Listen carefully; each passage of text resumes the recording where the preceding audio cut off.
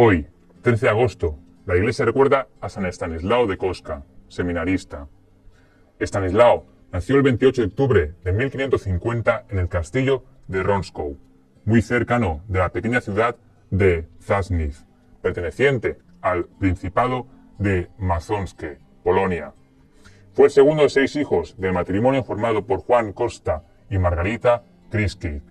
Juan Kostka era senador del reino y a partir del año 1564 fue gobernador del castillo. En la actualidad no queda ningún vestigio de las posesiones de los Kostka. La familia de su madre Margarita, originaria de otra ciudad, era bastante conocida y con prestigio en la corte. Los hermanos de Estanislao, por orden del nacimiento, eran Pablo, Adalberto, Nicolás, Ana y la última hermana de la que no se conoce el nombre. La mayor parte de los sucesos ocurridos en su infancia se conocen gracias a las declaraciones de su hermano Pablo. Sus padres, según Pablo, querían que fuese paladines de la religión católica y los instruyeron con cierto rigor en la fe y en los dogmas católicos. Los incitaban a la piedad, modestia, templanza y con su propio ejemplo. Estos conceptos fundamentales calaron de modo tan especial en Estanislao que desde el principio mostró una gran sensibilidad hacia el punto, según los testimonios de sus padres, que estos, en las fiestas celebradas en su castillo, tenían que advertir a los invitados de no realizar bromas o comentarios subidos de tono delante de su hijo, pues en más de una ocasión le provocaron un desmayo. La educación primaria la recibió en casa, como se acostumbraba en las grandes familias. Juan Wilinski, joven de nueva familia y talento, se graduó como doctor y llegó a ser canónigo de Polk. Fue el instructor de los chicos. El día 24 de julio de 1564, Estanislao y su hermano Pablo se trasladaron al Colegio Imperial en Viena, junto con Juan Wilinski, y se hospedaron en el internado, contiguo al colegio. Ese año fue decisivo para Estanislao. Su natural inclinación al recogimiento y a la piedad se incrementaron. Añadió una serie de prácticas penitenciales corporales, propias de la época en las órdenes religiosas.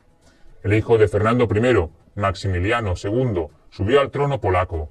De ciertas simpatías hacia las ideas protestantes y el poco afecto a los jesuitas le llevó a clausurar el internado en 1565. Los jesuitas seguirían con el colegio, pero los alumnos deberían buscar dónde alojarse. Pablo vio la oportunidad de liberarse del ambiente jesuita y junto con otros compañeros alquilaron varias habitaciones en un palacio en el que vivía un íntegro luterano, el senador Kimberker.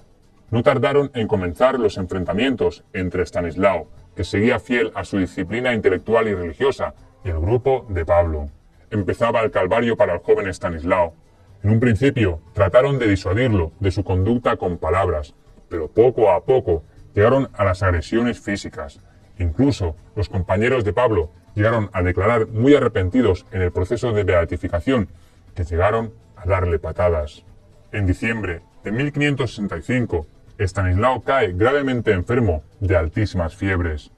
Las causas se atribuyen a su exceso de ascetismo, los malos tratos continuos que recibía y una constitución delicada. El senador Kimberker se opuso a que un sacerdote católico profanase su casa con el viático, y Estanislao, desesperado, recurre a Santa Bárbara, patrona de la buena muerte. Según el relato de San Estanislao, la santa lo visitó en compañía de 2 ángeles, recibiendo el viático de manos de la mismísima santa.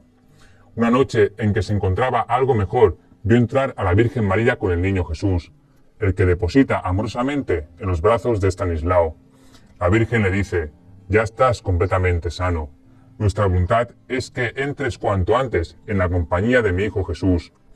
Al amanecer, el criado Wilinski y más tarde los médicos comprobaron que el peligro de muerte había desaparecido. La convicción de que la Virgen María le había pedido que ingresara en la compañía de Jesús marcaba su futuro. Tras comunicárselo a su confesor espiritual y este al provincial, el padre Lorenzo Maggio, persuadido del catolicismo de los Kostka, no dudaba en que el padre daría su consentimiento, requisito indispensable para entrar en la orden. Pero el padre Juan Kostka no dio su consentimiento. El futuro de los hijos de los nobles pasaba por dignidades civiles, políticas o altos cargos eclesiásticos, y lo que deseaba Estanislao estaba fuera de lugar por completo. Estanislao hizo voto ante la Virgen de entrar en la compañía. Su hermano Pablo montó en cólera al conocer su decisión y Estanislao ya solo le quedaba una cosa por hacer: huir. La partida de Estanislao tuvo lugar el 10 de agosto de 1567, festividad de San Lorenzo Mártir. Estanislao se desprendió de sus ropas y se vistió como un peregrino, partiendo hacia Ansburgo, donde deberían encontrarse con el provincial de los jesuitas alemanes, San Pedro Canisio. Esto le fue aconsejado por el jesuita portugués Francisco Antonio, quien le entregó a Estanislao una carta de presentación para San Francisco de Borja. Enterado su hermano de la huida de Estanislao, trató de alcanzarlo camino de Habsburgo, pero un prodigio divino hace que pase a su lado sin reconocerlo, aunque Estanislao sí que lo reconoció. Al llegar a Habsburgo, Pedro Canisio no se encontraba allí, así que siguió su camino para encontrarse con él. Una vez lo encontró, Pedro Canisio opta por una decisión intermedia que llamó tiempo de prueba. En el colegio de Dilinga se incorporó como criado. Limpiar los cuartos del internado y ayudar en la cocina fueron sus funciones. Por fin es enviado a Roma para que ingrese allí. De esta manera, poder evitar la persecución de la familia de Estanislao. Llega a Roma el 25 de octubre y le entrega la carta de presentación a San Francisco de Borja, general de la orden. Fue admitido en el noviciado, situado cerca de la iglesia de San Andrés, el 28 de octubre. De los 40 novicios que formaban el noviciado, 4 eran polacos, como nuestro Estanislao. En cuanto llegó a los oídos de Juan Koska el ingreso de su hijo en el noviciado, removió cielo y tierra para impedir que emitiera los votos. Envió cartas recriminatorias y amenazas a su hijo. Trató de buscar influencias que detuviesen el progreso, pero todo fue inútil cuando en los primeros meses de 1568 Estanislao emite los primeros votos. Hay una gran cantidad de testimonios sobre la bondad, atractivo y encendido amor de Estanislao hacia Dios y a la Virgen. También se le adjudican una serie de visiones y queda constancia de su obsesión por la muerte como encuentro final con Dios. El 1 de agosto de ese año, festividad por aquel entonces de la Virgen de los Ángeles, Pedro Canisio tuvo una charla con los novicios. Una de las tesis era la de vivir al día, y en concreto cada mes como si fuera el último de la vida. Estanislao les comentó a sus compañeros a propósito de esa tesis: para todos esta charla es una exhortación de advertencia, pero para mí es la voz de Dios. Voy a morir este mes. El día 10 escribe una carta a la Virgen que oculta en el pecho. Al comulgar el día de San Lorenzo, le pide al santo que el día 15 termine su vida. Cae enfermo ese mismo día, siendo trasladado a la enfermería con una altísima fiebre. El día 14 sufre un desmayo y continúa con náuseas y sudor. A la medianoche recibe tumbado en el suelo, por deseo propio, la unción de los enfermos. Una luz ilumina su rostro. Se pone a rezar mientras con la mirada recorre a los presentes.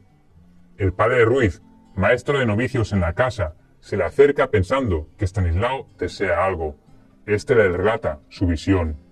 La Virgen, acompañada de un coro de vírgenes, viene para llevárselo al cielo el día de la Asunción. Fallece a las 3:15 de la madrugada del día de la Asunción con un rosario en la mano y en la otra una vela encendida, símbolo del amor a la Virgen y de su fe. Una vez muerto, su popularidad en Roma fue en aumento. Se le quería por su afabilidad. Por parte de la orden se actuó de modo no habitual, como fue el cubrir con flores el cadáver, y por expreso mandato del general, el depositar su cuerpo en un ataúd de madera. De modo espontáneo, se propagó su culto y los relatos, elogiando sus virtudes. Pablo Koska llega a Roma ignorante de la muerte de su hermano, para una vez más tratar de disuadirlo. Al enterarse de lo sucedido y contemplar los funerales y la veneración multitudinaria, se conmueve interiormente y comienza su conversión. 2 años después de su muerte, al abrir la tumba para extraer algunas reliquias, su cuerpo se encontraba incorrupto. En 1571, al abrir de nuevo su sepulcro, ya solo quedaban huesos. En los años sucesivos, la devoción va en aumento, porque los milagros obrados por el santo comienzan a proliferar. La reacción de la Iglesia tardó un poco en llegar, pero ya en 1605 el Papa Pablo V concedió la veneración pública y se colgó un cuadro suyo en la iglesia de San Andrés en Roma. En 1670, Clemente X dio el visto bueno al texto de la misa y el oficio del breviario de los santos, siendo incluido el 13 de noviembre y quedando de esta forma beatificado. El mismo Papa lo incluye entre los patronos del Reino de Polonia y del Principado de Lituania. En 1714, Clemente XI permite que comience el proceso de canonización que se llevará a cabo junto con San Luis Gonzaga. Finalmente es canonizado el último día del año 1726 por el Papa Benedicto XIII.